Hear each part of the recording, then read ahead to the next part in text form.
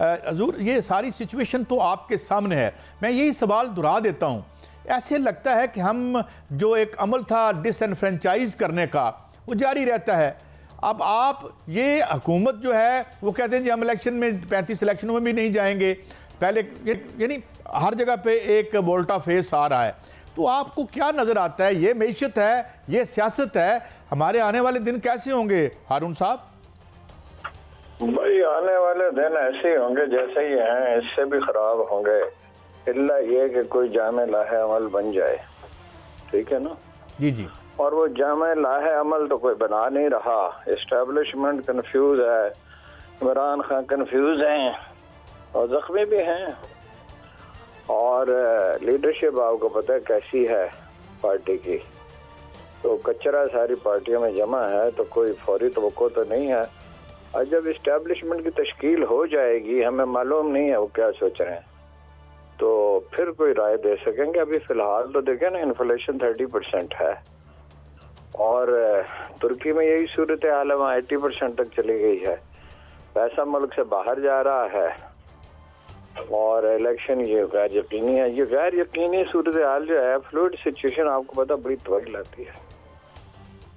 اچھا ہارون صاحب یہ فرمائیے کہ ایک اور ایسا فیکٹر ان ہوا ہے، اس طرح بکھری ہوئی ہے معیشت، اور یوں لگتا ہے کہ بکھری ہوئی معیشت جو ہے یہ سارے سکرپٹ جو ہیں ان کو پرخچے اڑاتے چلے جا رہی ہے، تو یہ جو فیکٹر ان ہوا ہے، اگر آنے والے دنوں میں آپ 30% کہہ رہے ہیں، اگر ہمیں مل جاتا ہے پروگرام IMF کا، تو میرے بڑے حفیظ پاشا اور دوسرے دوست بتا رہے ہیں کہ 30% اور بڑھے گی پروگرام سے، کیا اسی طرح لوگ سہتے رہیں گے سب کچھ؟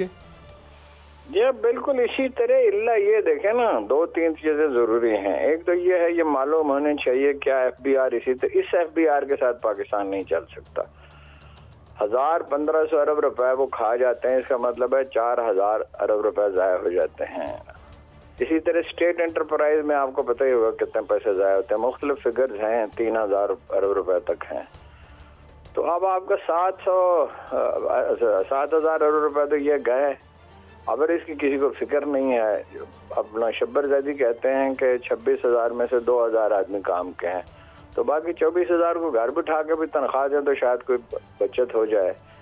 اب ایک آدمی کی جگہ 4 آدمی ہیں، 6 آدمی ہیں، اور وہ کرپشن کر رہے ہیں، تو ملک اس طرح کیسے چل سکتا ہے؟ میجر سرجری کی ضرورت ہے، وہ کسی میں ہمت نہیں ہے، نہ اسٹیبلشمنٹ میں ہے، نہ خان صاحب مطلب اس طرف آتے ہیں، کوئی پروگرام تو وہ نہیں دے رہے، اور زرداری صاحب سے اور نواز شریف صاحب سے تو کوئی توقع ہی نہیں ہے۔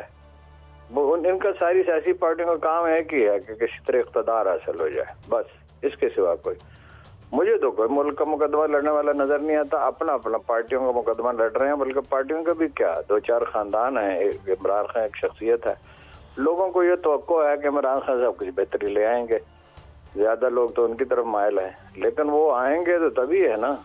ابھی تو فی الحال تو یہ منصوبہ یہ نظر آتا ہے کہ سندھ بلوچستان میں تو بالکل ہی انہیں روکا جائے، اور یہاں بھی پنجاب میں بھی یہ ہے کہ پرویز الہی صاحب ہوں تو ٹھیک ہے، پرویز الہی صاحب نہیں ہوں گے تو یہاں بھی انہیں نقصان پہنچانے کی کوشش کی جائے گی۔ الیکشن کرائیں گے یہ، یا یہ جو باتیں ہو رہی ہیں کہ جی یہاں پہ جس طرح کچھ اکانومسٹ کہہ رہے ہیں کہ جناب یہ تو بڑا ہے، بڑے ماہرین چاہیے اس حالات سے نکلنے کے لیے، الیکشن سے کچھ دامن چرانے کی باتیں بھی اشارتاً ہو رہی ہیں، تو یہ ایسا سکرپٹ بھی کوئی ہے جو جس پر غور ہو رہا ہو ہارون صاحب؟ قاضی صاحب، مہاتیر محمد نے کہا تھا ایک پاکستانی ٹی وی چینل کو انٹرویو دیتے ہوئے کہ سیاست کو سمجھنا کافی نہیں ہوتا، معیشت کو سمجھنا پڑتا ہے۔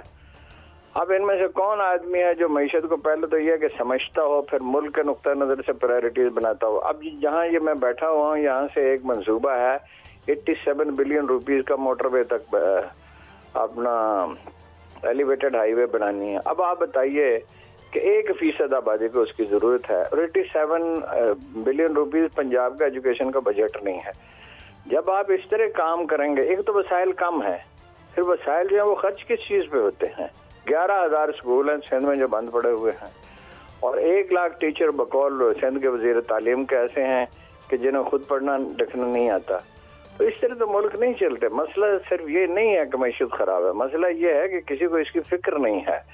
سول اداروں کا حال FBR کا آپ سے عرض کیا، پولیس کا حال آپ کو پتہ ہے، عدالتی نظام آپ کے سامنے ہے، اور سول سروس جو کچھ کرتی ہے وہ آپ کے سامنے ہے. کوئی منصوبہ مجھے تو معیشت پہ کچھ کام کر رہے ہیں. خان صاحب ایک 14 رکنی کمیٹی بنائی ہے تو وہ کوئی ٹھوس تجاویز انہوں نے بنائی ہیں. تو کام کرنے سے ہوتا ہے نا. دیکھیے کمرے میں کوڑا پھیل جائے کرکٹ گھر میں سارے, تو یہ خطرناک بات یہ نہیں ہے کہ کوڑا پڑا ہوا. خطرناک بات یہ ہے کہ اسی کوڑے میں آپ رہ رہے ہیں. سمیع صاحب آپ کچھ انٹرجیکٹ کریں گے؟ ہارون صاحب سے کچھ بات کرنا پوچھنا یا بتانا چاہیں گے آپ؟ کیونکہ ہمارے ساتھ ہیں تو غنیمت ہے. بہت اچھی بات کی ہے ہارون صاحب نے, اور پورا جو نظام کا نقشہ کھینچا ہے وہ ٹھیک ہے. میں صرف تھوڑا سا ان کی اجازت سے انتہائی مؤدبانہ انداز میں یہ بات عرض کروں گا کہ مسئلہ پاکستان کا یہ نہیں ہے کہ یہاں پر کوئی سسٹم نہیں ہے یا یہاں پر کوئی ادارے نہیں ہیں. ٹاپ پر جو لوگ آتے ہیں انہوں نے ہمیشہ اپنے مفادات کو سامنے رکھا ہے. تو اگر if you have a right person for the right job, اس میں کوئی شک نہیں کہ عمران کا جو پچھلا دور تھا اس میں کوئی بہت زیادہ ہمیں بہت ہی یعنی کوئی ایسی کوئی کامیابی نصیب نہیں ہوئی. لیکن میں آج بھی یقین کرتا ہوں کہ اگر ٹاپ پہ ہمارے ہاں 4 ایماندار لوگ آ جائیں تو 50% مسئلہ ہمارا اسی وقت حل ہو جائے گا. یہاں پہ نہ کوئی قوانین کی کمی ہے, نہ ہی کوئی اداروں میں کوئی ایفیشنسی کی کمی ہے. مسئلہ صرف یہ ہے کہ وہ ایفیشنسی صرف ذاتی مفادات کے لیے استعمال کی جاتی ہے. جونیئر آفیسرز کو سینئرز پر بٹھا دیا جاتا ہے اور ان سے اپنے کام لیے جاتے ہیں. تو اگر آپ سزاؤں کا عمل صرف شروع کر دیں اور قانون کے مطابق اکراس دا بورڈ لوگوں کو پکڑ کے پہلے 2 ہفتوں میں سزائیں سنا دیں, تو مجھے لگتا ہے کہ یہ نظام بہت جلدی ٹھیک کر جائے گا. بڑی یہ پوٹینشیل قوم ہے. یہی ادارے, یہی نظام اور یہی وہ ٹاٹ کے سکول ہے جہاں سے لوگ پڑھ کر بڑے بڑے لوگ آئے اور بڑے بڑے جینیس آفیسرز بنے, لیکن ہم نے اپنے ہاتھوں سے ان کو خراب کیا. تو if we have a right person for the right job at the top, تو قانون کی کوئی کمی نہیں ہے. بالکل تیر کی طرح سیدھی ہو جائے گی پوری قوم. یہ صرف 2 مہینوں میں سیدھی ہو جائے گی, لیکن بندہ کوئی ہو. ہارون صاحب مجھے ایک استاد کا قول یاد آتا ہے, ہمارے لیفٹ کے دوست تھے, کہتے تھے ہن تک کامیاب بندہ ویکھنے تے یقین ہو جاتا ہے 2 نمبر ہوئے گا.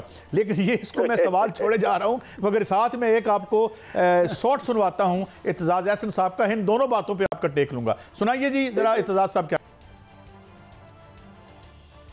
مجھے تو چانسز نظر نہیں آتے نواز شریف کے آنے کی, اور اس کی وجہ یہ نہیں ہے اسمبلیاں. نواز شریف کے لیے مشکل ہو گیا آنا جب سے اس پہ الزام لگا ہے کہ اس نے لندن میں ایک پلان بنایا, کانسپریسی کی, ایک سازش کی, اور اس لندن کی سازش پر عمل کرتے ہوئے ارشد شریف کو قتل کیا گیا اور عمران خان کو گولیاں ماری گئی.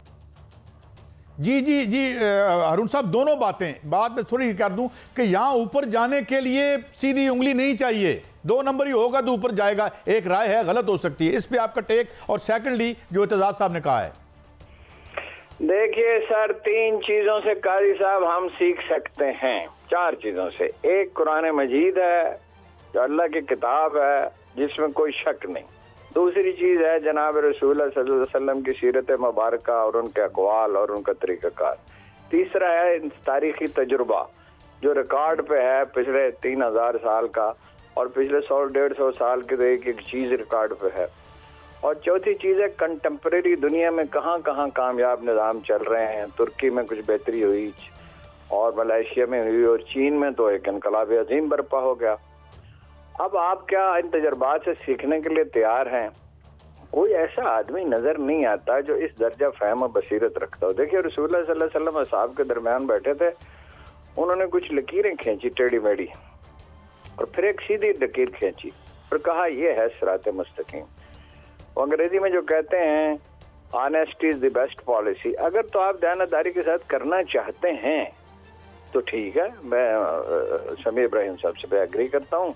درست فیصلے کر لیں تو پروسیس شروع ہو جائے گا. ہر جینوئن چیز گریجویل ہوتی ہے, بائی پروسیس ہوتی ہے, ایک دن میں نہیں ہوتا. اینٹ پہ اینٹ رکھی جاتی ہے تو مکان بنتا ہے, تو راتوں رات نہیں بن سکتا. آپ وہ آخری سال میں خان صاحب کی پالیسیاں ٹھیک تھیں, صحت کارڈ بھی تھا, کرونا سے بھی فائٹ کر لیا, درخت بھی لگا دیے, ڈیم بھی بنانے شروع کر دیے. آپ نے اکھاڑ کے پھینک دیا سب کچھ. کچھ امید بن چلی تھی, کوئی روشنی نظر آ رہی تھی. سوال یہ ہے کہ سیاستدانوں کے ہاتھ میں معاملہ ہے ہی نہیں. معاملہ ہے اسٹیبلشمنٹ کے ہاتھ میں. جس کے پاس طاقت ہے اسی کے پاس ہے نا. اور آپ کو پتا ہوگا کہ وزیر دفاع نے ٹیلی فون کیا ہے چیف آف آرمی اسٹاف کو, تو ٹیلی فون خیریت پوچھنے کے لیے تو نہیں کیا ہوگا نا جی. تو اب آپ نے اگر امریکہ کی گود میں بیٹھنا ہے تو پھر اس کی پرائس ہے.